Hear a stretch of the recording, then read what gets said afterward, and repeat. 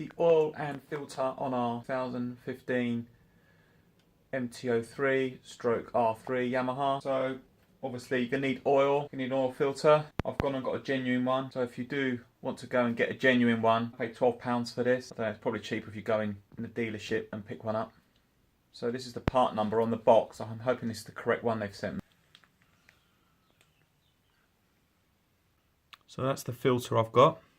So the first thing we need to do, obviously, I mean it's the same engine for the R3 and the MT-03. It's just obviously fairings. You'll obviously, this is the MT-03, this model, but obviously you're going to have to remove the fairing to get to the oil filter, which is under there. If you can see it in there, where my finger is. So we'll go ahead and get the Allen driver removed. It's just one piece on this, so you've got to take it off on both sides. We'll get the 4 screws off and we'll get the plastics off. So this is a 4mm hex. I mean, you can use just a little. Okay, and do the same on the other side. Side as well.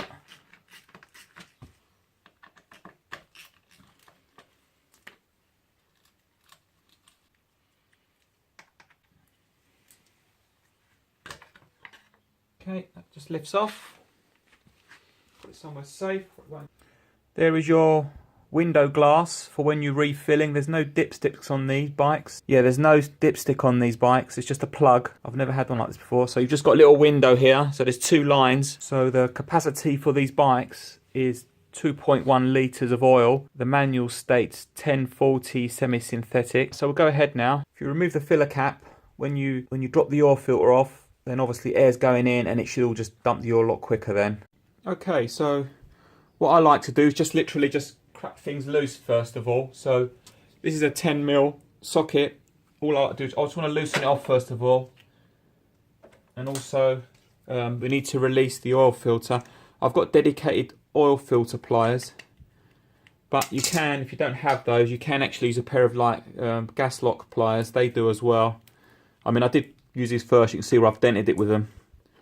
And also when you release the oil filter, you really want to grip it on the ends where the reinforcing part of the wall is, where it's the strongest point. You don't really want to start crushing it in the middle if it's really tight to get off. So I'll just get those on the end there like that. Give them a bit of a squeeze so they grip, and just need to sort of break it really, crack the...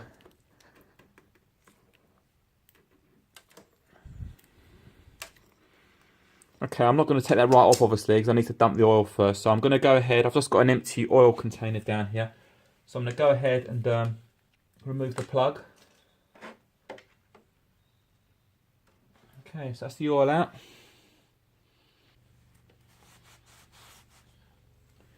So I didn't prep it really, but you could start the engine of the bike first of all. Just let it warm up a little bit. It makes the oil thinner. Just makes it run out easier. So we'll let that finish. Let most of that drip out, and then we'll filter out and we'll dump that out.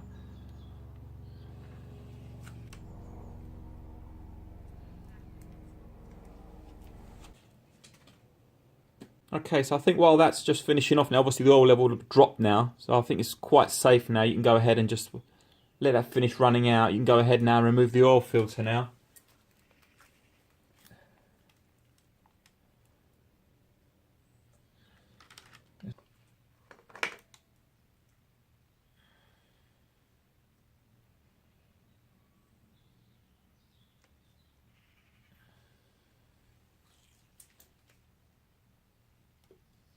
So that's just finishing up now.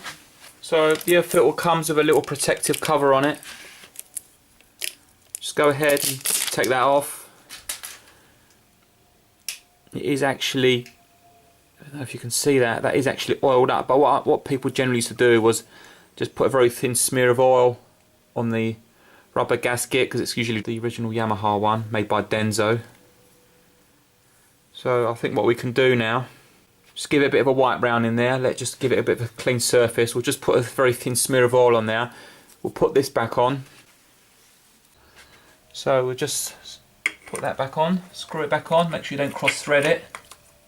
Should spin on freely. If it doesn't, just unwind it and put it on again. Look, see that? It just goes on freely. Wind it in.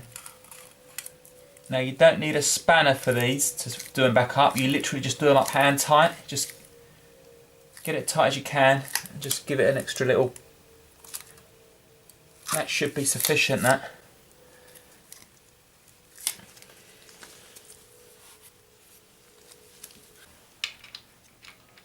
Okay, we'll screw that back in.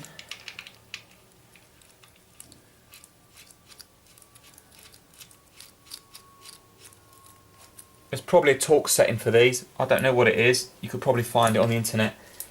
I'm just going to do it up tight. You're probably better to find the correct torque setting so you don't strip the thread on the sump. Okay, I think that's tight enough, I think. Right, that's it. So new filters on, plugs back in. We'll go around the other side now and start putting the oil in. So these take 2.1 litres of oil apparently. That's the reservoir, the glass. As I've got the bike on a paddock stand, I suppose the bike's got to be on level ground for you to read it correctly. So I'm going to just put just over 2 litres of oil in it, put it in, start it up, let it rest, then I'll just give it a top up as necessary. Okay, so we'll put the oil in.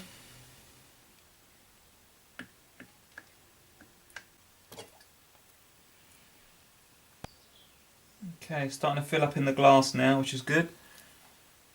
That's what we want.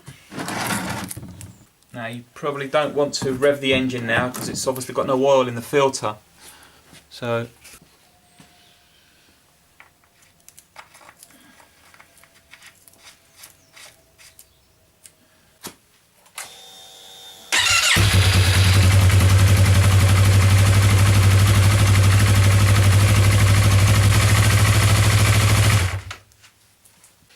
okay, so I've started the engine. I've just let it settle now. Okay, so it's refilled now. I've got the bike sort of upright-ish. You can see that it's between the two lines. I'm happy with that. So that's it, job done.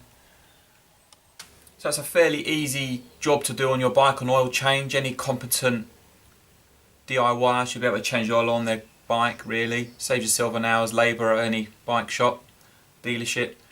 Just got to buy the filter of your choice. Just get yourself the correct oil. Make sure you don't overfill it. Start the bike. Just check underneath. There's no leaks. Then put it back together. That's it. Job done. Easy job. Thanks for watching.